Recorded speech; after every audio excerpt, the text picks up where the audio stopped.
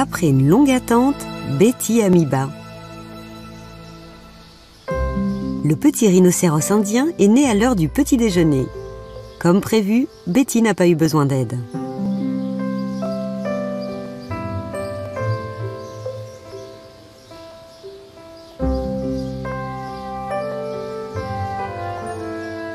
Betty a porté son petit durant 477 jours.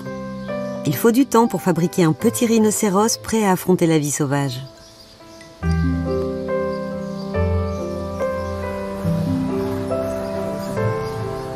Ist es nicht süß?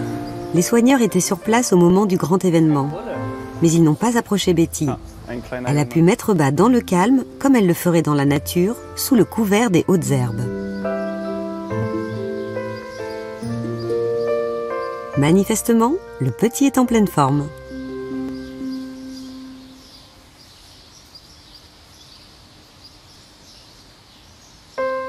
Au cours des 24 prochaines heures, il va absorber 30 litres de lait.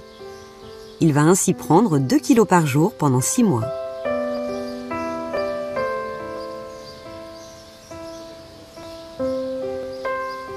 Les soigneurs essaient de voir s'il s'agit d'un mâle ou d'une femelle.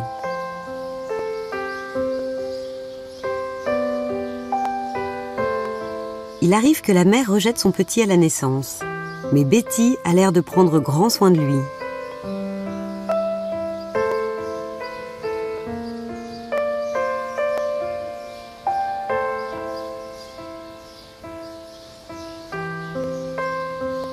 Le petit se retourne enfin. Tous les soigneurs sont d'accord. C'est un mâle. Il ne reste plus qu'à lui trouver un nom. À l'autre bout du jardin, Betty se remet du grand événement survenu le matin. Pendant les 2 prochaines années, elle va s'occuper seule de son petit.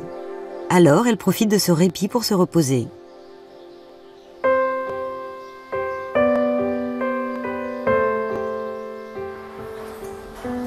La durée de gestation des rhinocéros n'est pas une science exacte. Mario avait installé une caméra dans l'enclos. Elle a fonctionné jour et nuit pendant 2 semaines. Les soigneurs voulaient être sûrs de ne pas rater la naissance.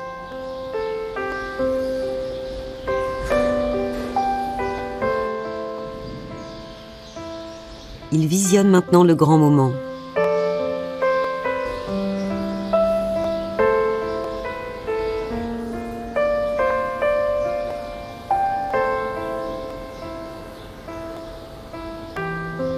L'attente a duré plus d'1 an, mais tout s'est déroulé en quelques secondes.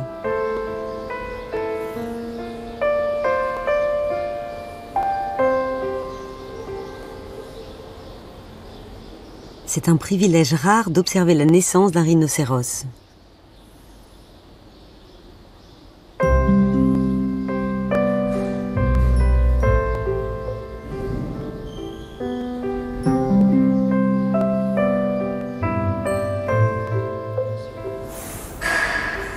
Et voilà.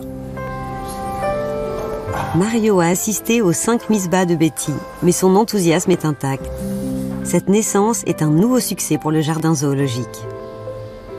Le rhinocéros indien est une espèce menacée. Sa population se concentre dans le nord de l'Inde, autour du bassin du Gange. Dans la nature, ces animaux ont besoin d'un territoire très étendu, un territoire qu'ils doivent partager avec les hommes, ce qui est malheureusement souvent source de conflits.